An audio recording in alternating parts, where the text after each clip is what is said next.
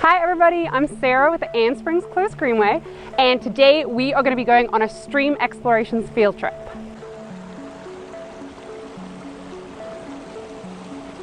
So we are down here at Steel Creek. The best way to get here is to start at the Lake Hagler entrance.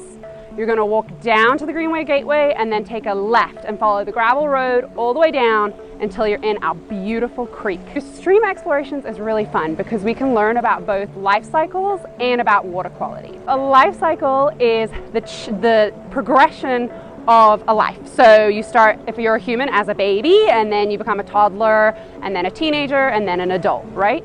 But for some of our animals, it looks really different. And for a lot of our animals that live in the creek, the life cycle looks super different. For example, one of my favorites, a dragonfly. Dragonfly actually looks really different as a baby. So the baby, you ready for this? This is one of my favorites, looks like this. So this is obviously much bigger than a real dragonfly, and we call a baby dragonfly a nymph.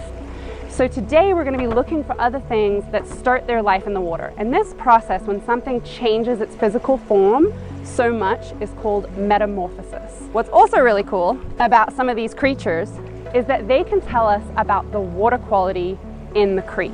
We're going to start by looking for some of these creatures. Now, you don't need a lot to get started in the creek. That's the great thing about this field trip. All you need, good pair of closed-toed shoes, very important because that's going to protect our feet today. And of course your hands, right? And your observing skills.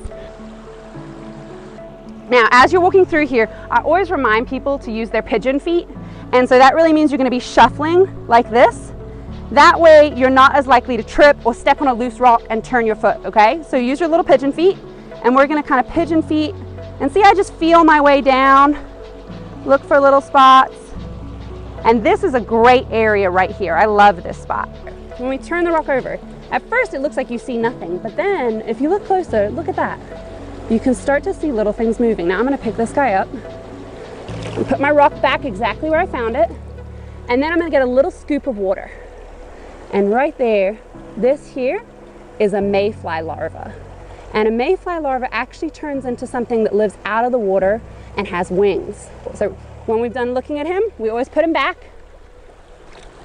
He'll go back and see what else we can find. This is awesome. This is a Dobson Fly Larva. Can you guys see him? He is so cool. Look at those neat little pincers in the front. Oh, he's still little.